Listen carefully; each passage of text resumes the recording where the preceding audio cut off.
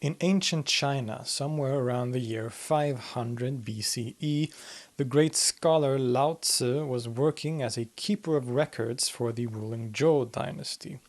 His name, Lao Tzu, literally translates to the old master, and the story implies that he was a scholar of some prominence, having an important position within the empire and being a very greatly learned man. But one day, possibly because of political instability and the increasing immorality of the rulers, Lao Tzu became disillusioned with his job and position and decided to give it all up. He left his position as keeper of records, all of his belongings, and started walking. His destination?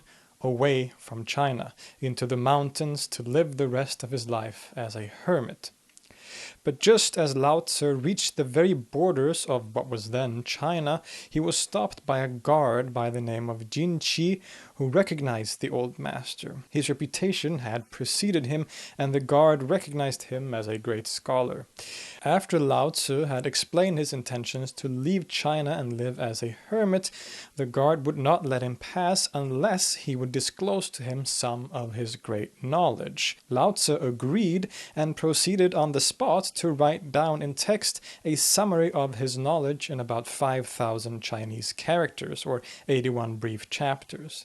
He then handed the text to the guard before stepping across the border into the unexplored frontier, never to be seen again. The text that he wrote down became known as the Tao Te Ching, and is also sometimes named after its author, Lao Tzu, and it became the most central and foundational text of Daoism, one of China's most important and significant religious and philosophical traditions. The story I just told you is, of course, very romantic and fascinating, but the problem with the story is that it most likely isn't true. We aren't even sure if the old master himself, Lao Tzu, is even a real historical person. But that doesn't change the fact that the text that he wrote down, the text that is attributed to him, the Tao Te Ching, has become one of the most important and influential texts in world history, and especially for the traditions of Daoism and Chinese religion in general. Daoism is considered one of the main religious traditions of China alongside Confucianism and Buddhism. Now, to call it a religion in the Western sense can become somewhat problematic, as we will see, but we should not neglect its importance. The name Daoism is based on that central concept called Dao. It is mentioned and talked about in all the central Taoist texts and serves as a kind of unifying theme. It can sometimes be spelled Tao with a T, but this is the same word that is just written differently because translating Chinese characters can be very difficult because it's a completely different language, a completely different alphabet. But so what is the Tao? We can consult the very opening chapters of the Tao Te Ching to maybe get an answer. Quote, "The Tao, way, that can be articulately described is not the unchanging Tao or way. The name that can be said out loud is not the unchanging name." Okay, so that wasn't very helpful, obviously, but it is an important starting point to understand this concept. The Tao, to these philosophers and writers, is something that cannot be described, it cannot be articulated, it cannot be understood in any conceptual sense. So really, the whole enterprise of me trying to explain this to you goes against the very foundational idea of the thing I am trying to explain. But I'm going to try anyway. The word Dao literally means, as you may have seen from the translation, a way or path. It is a word that has a very long history in the Chinese and long precedes Lao Tzu and Daoism itself. It can mean a literal way or path, like one you walk on, but it can also mean path as in a certain school of thought or a tradition, like we would say, like a path to enlightenment or something like that. In ancient China, then, there were many different Daos. The school of Confucius, known as Confucianism, was one kind of Dao, and the school of Mozi, which was another philosopher, it was another Dao. So Dao was used to denote a certain path or way to truth or the right way to structure society or the cosmos. To use more modern examples, we could see communism as a kind of Dao, or fascism also as a kind of Dao, in general sense, a kind of approach to life and the world in general. That is also a Dao. But sometimes during the so-called Warring States period in the last few centuries BCE, there appeared some philosophers and writers who would turn the concept of the Tao on its head completely. The first among these is thought to be Lao Tzu, the old master, but as I said, it is quite likely that he never actually existed. Many scholars today instead believe that the Tao Te Ching may have been composed by many different authors, and the name Lao Tzu being used as a kind of pseudonym for this larger group of writers. This was quite common back in ancient times. But regardless of its actual authorship, the text is obviously very old and still served as the foundational text for what will become Daoism, as maybe the first text in that kind of school of thought. We have found copies of the text from around 300 BCE, so we know that at least it is from that early on in history. The second central text comes a century or two later and is known as the Zhuangzi, named after its author, Zhuangzi, who lived sometime in the 4th century BCE. This text very much expands on the themes discussed in the Tao Te Ching, and let me tell you, this text is one of my absolute favorite pieces of literature in the world. It is just filled with incredibly engaging philosophical ideas and discussions, but at the same time also contains a great deal of humor and irony and bizarre imagery. It's just absolutely magnificent. These authors in their text, as well as other similar thinkers at the time, present a new theory or idea of what the Tao is, one that is often kind of a commentary on other schools of thought at the time. Especially in the Zhuangzi, who lived after both Confucius and Mozi, he often talks about these other philosophers in his text. And then in his text he often critiques them, and so his idea of the Tao is often in response to, or in kind of like a play with these other philosophers. To Lao Tzu and Zhuangzi, the Tao is no longer just a path or way to follow to truth. In a kind of ironic twist, the Tao becomes the very principle of existence and the universe. These new so-called Taoist writers and philosophers had an ironic view of the Tao. To use the words of the scholar Brooks Ziporin, in this context, Tao is precisely what is free of purpose and specific guidelines, the exact opposite of the traditional meaning of Tao. That Tao, which cannot be described or articulated, is often explained as the way of nature, that the universe and nature has a natural flow or process to it, and that this is the Tao. Now, this isn't untrue, it's pretty accurate, but the Tao is also much more than that. The Tao, especially in the Zhuangzi, is like the very substance of existence and the world. It is a kind of oneness that hides beneath all apparent multiplicity. In an early section of the Zhuangzi, the author has a wonderful way of explaining this. The Tao is like the wind, he says, that travels through different holes of different shapes and sizes, and depending on the shape and size of the hole, this wind makes different kinds of noises. So the things in this world, including us, can be seen as these noises that the wind expresses. Each noise is like the individual things in the world. They are created by the emptiness of the holes, but ultimately they are all the wind, that is the Tao that is whistling in different tones. Quote, "A light breeze brings a small harmony, while a powerful gale makes for a harmony vast and grand. And once the sharp wind has passed, all the holes return to their silent emptiness." So in a way, the Tao is everything, and at the same time it is nothing in particular. It's something that cannot be understood or grasped, but at the same time it is the very essence of everything that we experience. It is a natural way in which it flows and unfolds, and this flow is very central to the Taoist text that I've mentioned. With this foundation in mind, what then is the actual message of the Taoist text? Since we can only summarize it very briefly, the goal of human life is to live according to or live in harmony with the Tao. Whereas other schools of thought often focus their Tao on following certain societal principles. For example, Confucius was very ritualistically focused, performing the right rituals, showing filial piety towards your parents. The Taoist authors went the completely opposite way. The way of the Tao is simple, it's spontaneous, and it's free. It critiques the ritualism of the Confucian thinkers, for example, their formal legalisms and practices. Instead, one should live in utter simplicity, flowing with the Tao and rejecting one's individual self. This flowing with the natural way of nature is often expressed through the concept of Wu Wei, often translated to inaction or action without intent. Now, inaction should not be seen as a kind of apathy or just sitting around doing nothing. Instead, it refers to a kind of acceptance of the events of life and the flow of the universe. Wu Wei means to not go against our nature, not to impose our individual will on events, but simply to let them happen, to let the Tao do its thing, as it were. Like water, we should flow with the rhythm of the natural way and to be in harmony with it.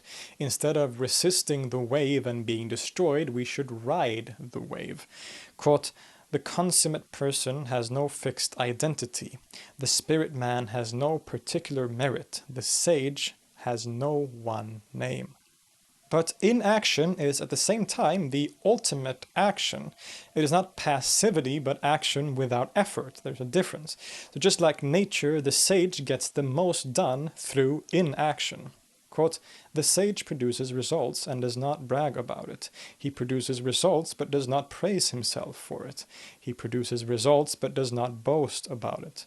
He produces results because that's what he would do, and he gets things done without using any force."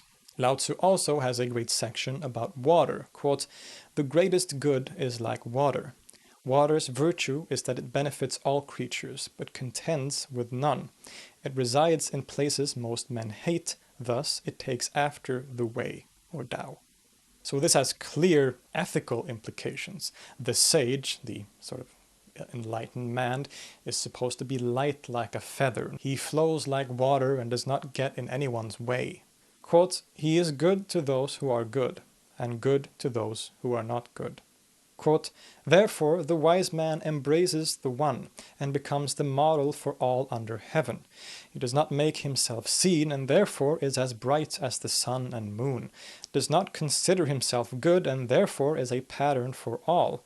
Does not denigrate others to make himself look good, and therefore gets the credit. Does not make himself like the arrogant grip of a spear, and therefore becomes a staff of support."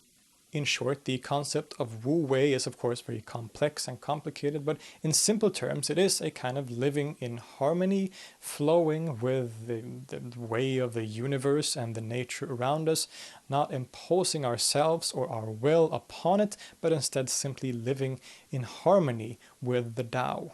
The Zhuangzi is a little bit rougher in its expressions of these kinds of ideas. To its author, Zhuangzi himself, the self or ego is to be conquered and destroyed as it ultimately isn't real. The only thing that actually is the Tao that expresses itself in different melodies, like to use the previous metaphor. But this also has profound implications for the ethical and philosophical ideas and discussions that he presents in this work. In often very humorous ways, he likes to tell stories that completely destroys any certainty around a certain subject. In an argument between, say, Confucius and Mozi, both have very strong opposing opinions about certain things, but according to Zhuangzi, no one can ever truly know who is right and who is wrong.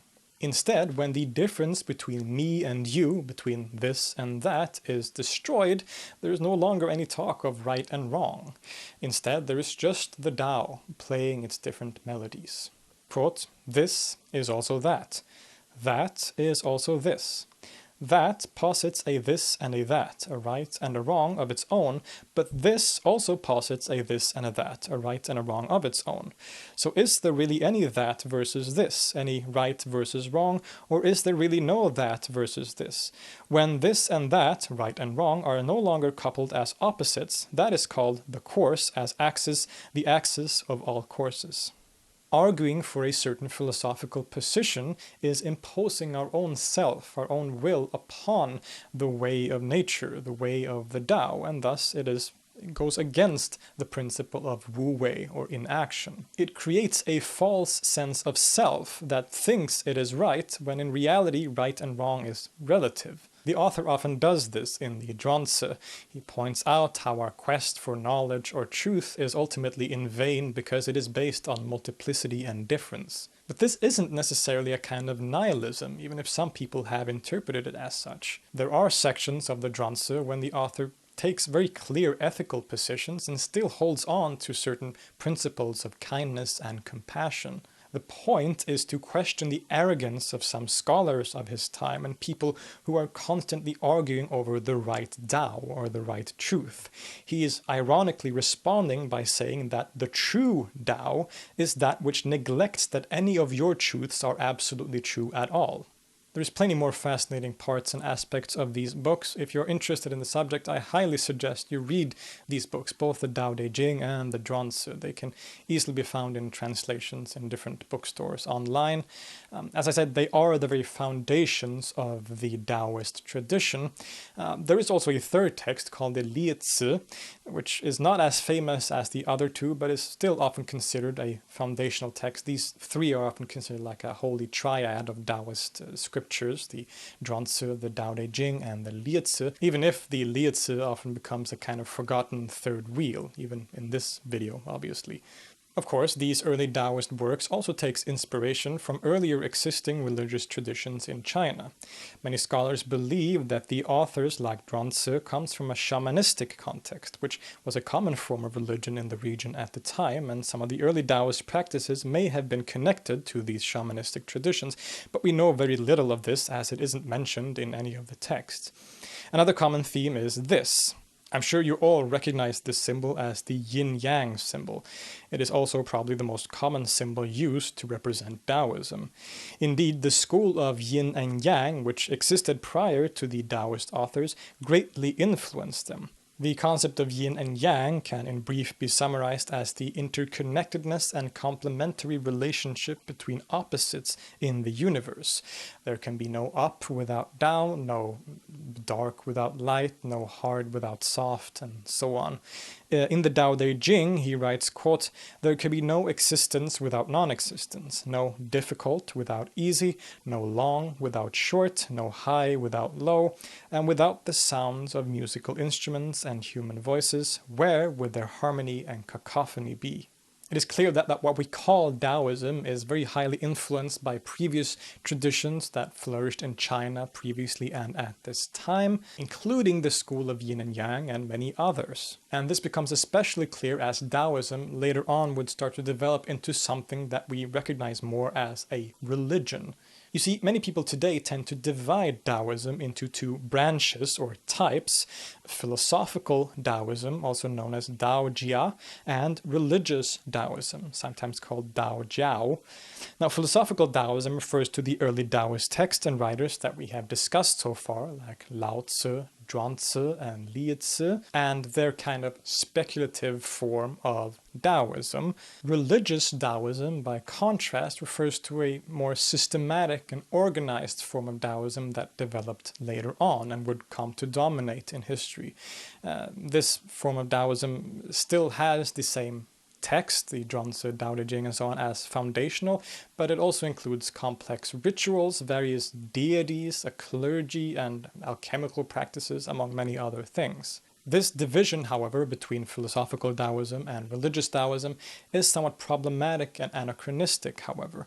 It is often a construction by modern writers who wish to sort of extract the pure or original form of Taoism, the philosophical one, and separate it from what came later, which is seen as superstitious and irrational, strange religious practice. But thankfully, many scholars today have started to question and reject this idea. Instead, what it's considered philosophical Taoism could simply be seen as the theoretical aspect of the practices of religious Taoism and vice versa. The early Taoist writers most likely practiced certain forms of shamanism, alchemy, or other practices that would today be seen as irrational or superstitious. So in my opinion, we should probably start to forget about this distinction between philosophical and religious Daoism. But that isn't to say that there isn't a difference between these early Daoist writers and the more institutionalized traditions that were developed later. Indeed, by the time of Lao Tzu and Zhuangzi and Li Tzu, and all the way up to basically the 2nd century AD, and during the Han Dynasty, there was no organized form of Daoism. There was no group who called themselves Daoists. So for the first few centuries, what we call Daoism was simply a very loosely connected group of individual scholars or writers who shared similar cosmological and metaphysical ideas, and who were likely inspired by the Tao Te Ching in particular. In the 2nd century CE, specifically in the year 142, the figure Zhang Daoling was visited in a dream by Lao Tzu, he claims, who at this point had been started to be associated with a deity, and who gave him the title Celestial Master. And Zhang Daoling subsequently founded the so-called Way of the Celestial Masters. This can be said to be the first organized form of Daoism, and thus to some, the start of so-called religious Daoism. From this point on, this school and many others would develop into strong religious institutions that sometimes held political power in China, but always remained a strong component of society. To go through all these various different schools or traditions that we call Daoism in history is frankly beyond the scope of this video and also my own knowledge, to be honest, but I would love to cover it in a future video. But in very simple terms, from the 2nd century onwards, there would develop a multitude of different organized forms of Daoism, which could differ very drastically from each other. The only thing that they all had in common was a certain connection to these early texts, like Zhuangzi, the Tao Te Ching, and so on, as well as also other later texts that they all saw as authoritative. Some of these figures, like Lao Tzu, became viewed as deities or gods and were given significant roles in the cosmology and metaphysics of the religion. The practices and beliefs of these Taoist traditions are varied and complicated. The links between what is called Chinese folk religion and Daoism can be seriously blurry, and we should abandon any such clear distinction. They include belief and offerings to various deities, spirits and demons, alchemical practices, and what we call Chinese medicine. These alchemical practices include both what we would call external alchemy, that is the physical manipulation of substances to create elixirs and such things, as well as kind of internal alchemy devoted to cultivating one's own inner life and purifying one's soul from evil inclinations, to use very Western concepts to explain it. It also includes elaborate rituals performed by a class of priests that include offerings and music, among many other things. Different meditation practices related to the cultivation of inner energy, known as qi, a theme that prevails in the early text as well. We find this in a lot of these traditions. Another famous component is different traditions associated with the search for immortality through different means, for example. There are many different aspects and fascinating things that I could dedicate future videos to. The deities or gods of Daoism are also very fascinating, for example, and there are also components where Daoism can appear very similar to other seemingly unconnected traditions. There's talk about the microcosm of the human being a reflection of the macrocosm, which is obviously a very famous Hermetic idea associated with the tradition of Hermeticism, and which also pops up in things like Sufism. This connection with other religious traditions is of course very significant for the development and history of Daoism. Daoism, like any other religious traditions, of course changes and evolves over time and place, and none of these meetings with other religions has been as significant as Daoism's meeting with various forms of Buddhism. Buddhism came to China very early on, as early as the Han Dynasty in the 3rd century CE or thereabouts. Thus, from the very earliest stage of organized Daoism or religious Daoism, it was in contact with thinkers, monks, and philosophers from the Buddhist tradition. The interactions between these two religions would prove both fruitful and sometimes also competitive. Especially in the early period, we find examples where there were great animosity between these two traditions. There were examples of Buddhists and Buddhist leaders who would oppress and persecute Taoists, something that goes against the preconceived notion that Buddhism is inherently peaceful or tolerant and open, but there's also the example of the opposite, with Taoist leaders sometimes persecuting and oppressing Buddhists. But even if there have been these kinds of periods of awkwardness between these religions, it has also been incredibly fruitful on both sides of the spectrum. The particularly Chinese forms of Buddhism that developed often strongly adopted elements of Daoism. This includes schools like the Tiantai school and especially Chan Buddhism, more famously known through its Japanese name Zen Buddhism. In Chan, or Zen, we find many influences from Taoist thought, to the point that some authors have claimed that the true spirit of the early Taoist writers like Zhuangzi and Lao Tzu is actually carried forward not by the Taoists themselves, but by the Zen Buddhists, rather than those pesky superstitious folk who called themselves Taoists. I hope this video has shown you that this kind of view should probably be viewed critically, but it's also a good point to show just how much, particularly Chinese and Japanese forms of Buddhism, owe to Taoism, and probably also the other way around. In general, religion in the Far East often functions in a very different way than what we would expect from a Western perspective on religion. The lines between different religions is often very unclear, as they often had a more fluid, you could say, approach to religious differences, even if, of course, there have been many periods of animosity and conflict, as I have just talked about. As we can see then, Taoism has taken on many different forms throughout history, not only in its multitude of different organized forms, but also through influencing and basically becoming part of other religions altogether. In the modern world, there has been a resurgence of interest in Taoism in the West. This is often associated with the so-called New Age movement and other new religious movements that tend to favor Eastern religions or wisdoms. Practices like Tai Chi and Feng Shui, often associated with Taoism, are commonly seen in a Western context. This is, of course, quite different from the forms of Taoism that tends to be practiced in China itself today, which is often the case with kind of westernized forms of Eastern religions. In short, Taoism is a tradition that is very much still alive today.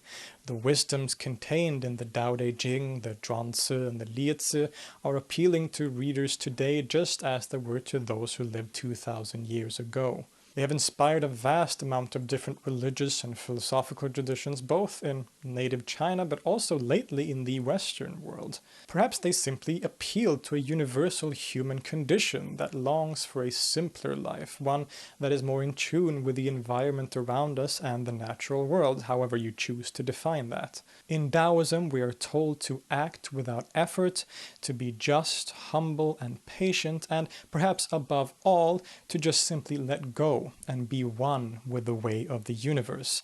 And regardless of your opinion on these things, that is a very tempting proposition. I'll see you next time.